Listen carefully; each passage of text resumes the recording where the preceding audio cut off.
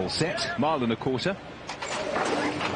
And they leave the stalls to a pretty good line. Sparkling Plenty was the one that was slightly back on her heels. Lady Boba and Opera Singer, along with a wide-out Lumiere Rock. And it's Opera Singer and Lumiere Rock in the centre of the racecourse who are doing enough at the moment to edge over, maybe shortly. Lady Boba on the inside. El Malka races quite handily. See the Fire in midfield with Stay Alert. Emily Upjohn is staying wide out on the course at the moment, under Kieran Schumacher.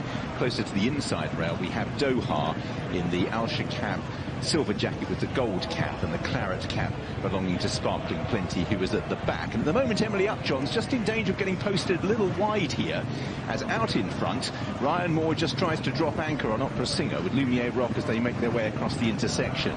In third is El Malka, who races on the inside as they make their way up the hill. Lady Boba is in fourth place. Emily Upjohn's had to go back to avoid being held three wide with the bend looming, and now finds herself towards the back with Stay Alert and See the Fire, but she's still going to be wide on the course as Doha and Sparkling Plenty. And Emily Upjohn, having had a more prominent position, right at the back of the pack now as they make their way down the hill. So we've still got 5 furlongs to travel. Opera Singer already beginning to press on in company with Lumiere Rock, and they've stretched 3 lengths clear from El Malka, and this race quickened up quite a long way from home with Emily Upjohn a long way back. Racing in fourth place we have Lady Boba, then Stay Alert. Emily Upjohn's pink jacket still travels okay, but just being gradually manoeuvred towards the outside. Then Doha and Sparkling Plenty. Opera Singer putting it to the Nassau field, has the lead by 2 lengths from Lumiere Rock. See the Fire and El Malka, then Doha. Emily Upjohn hard at work. Sparkling Plenty staying on out of the pack. Opera Singer in full cry with a furlong to go in the Nassau. See the Fire, Sparkling Plenty is staying on stoutly with El Malka. Opera Singer, See the Fire in second place. Sparkling Plenty with a length to find. Opera Singer from See the Fire and Sparkling Plenty. Opera Singer all out. See the Fire dives but missed. Opera Singer is who wins the Nassau. See the Fire in second. In third, Sparkling Plenty. El Malka, Doha, Emily Upjohn all went wrong from an early stage. Lady Boba, Stay Alert at the back of the pack with Lumiere Rock. Opera Singer, bold ride by Ryan Moore. He got a bit of track position having stacked them up. See the Fire was nibbling away at the advantage and has run really well in second place. Sparkling Plenty, the French Oaks winner, came out of the pack, pursued the front pair, couldn't get there, with El Malka in fourth place. The first win of the season for Opera Singer, for Ryan Moore. Aidan O'Brien in the Tabor Smith, Magnier and Westerberg colours. It's she who leads them home in the Nassau.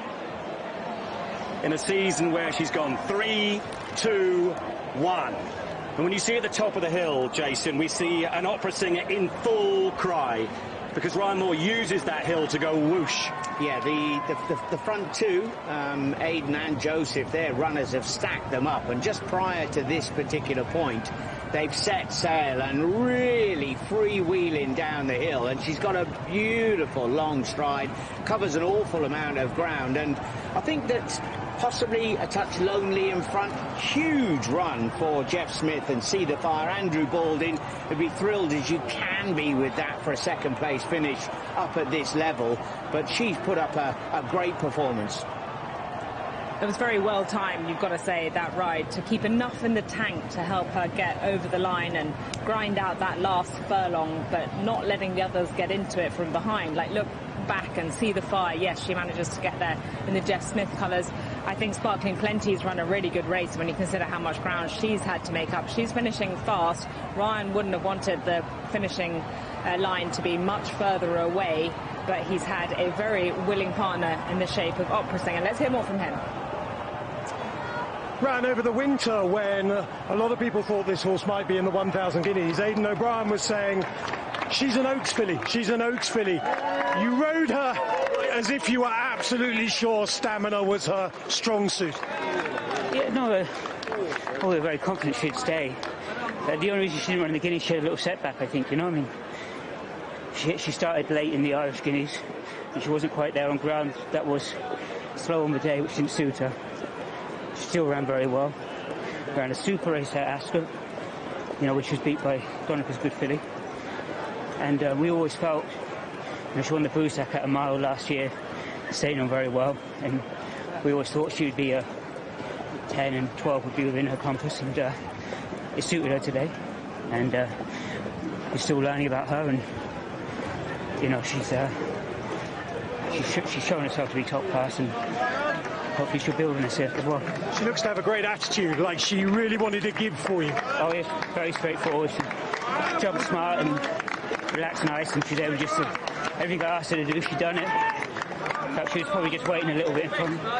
But delighted with her, really. She does everything beautifully. What will you tell Aidan O'Brien about distance on the back of this, Ryan? Would you say stick at a mile and a quarter?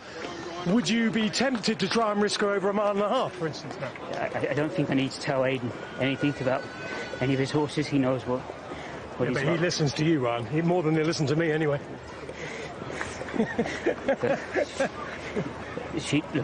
I think she'd be fine she's fine at 10, but I'd say 12 wouldn't be an issue. I mean, I'm just thinking, we know 3-year-old fillies in the Arc is like the perfect scenario. Could you see her being an Arc filly, if not this season, next season, for instance? When she won the Blue Set last year, I felt she was an Arc filly. We'll see if Aidan listens. And there is Aidan. That was one of the funniest moments of the week there. Opera Singer won at 9-4, just clipped in from 5 to 2 late. See the Fire, big race in second at 16-1. The French challenger in third at 13-2. Did you see Pat Keating on the left giggling away? Yes, Ryan answered Matt's question about the trip. Trevor O'Neill's led the horse up. Dean Gallagher, if you're watching, what a star you are. You ride this horse. She's so easy to like. She's won the Qatar Nassau Stakes.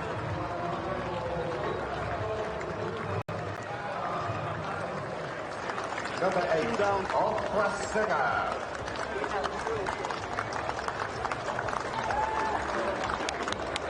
And this is the last we'll see of Ryan Moore this week at Goodwood. He's off to Saratoga, where he's riding on Friday and Saturday, and he was absolutely brilliant, as Jason and Francesca described there. 2 questions, Jason. You wonder now, how good is Porta Fortuna, who beat her at Ascot and then has won a Group 1 again since? And I'd love to see her in the Arc, Opera Singer. Would you step her up in trip? Well, the Porta Fortuna form is interesting because she's blessed with a really good change of gear, and this filly, whilst stepping up in distance, has shown a real change of gear down into the bottom of the hill. You know, over the mile against them real speedier types, they've just managed to find her out. Fascinating. Will she stay the extra quarter mile? Well, her versus Porta Fortuna firstly would be a great matchup, but what distance? Because this one's probably better over a mile too. Porta Fortuna probably over a mile. And then if you're thinking about the Arc, Leona, that's a mile and a half, and most likely, given recent years, on softer conditions. Although, having said that, it was good last year, but on the whole. Yeah, the worry has got to be both of those things. The real step up in trip. Brian kind of said it after the Marcel Bissac perhaps, but he wasn't super keen with it, was he? What about Sparkling Plenty up in trip on softer ground? She'd be the one who'd take out of things to run a better race on much softer ground. At one point, she had to make up probably 10 lengths on the winner, and had she had another few strides, it could have been a different story. She was the fastest finisher, Sparkling Plenty. She completed the last 3 furlongs 0.88 seconds quicker than the winner, but the winner had flown at that point, and the filly in the noseband there, the 3-year-old's dominating the race. Jason, See the Fires run a big race for the Baldings, who hit the bar here again in Jeff Smith colours. Ran an absolute stormer, and of course, you know, the two of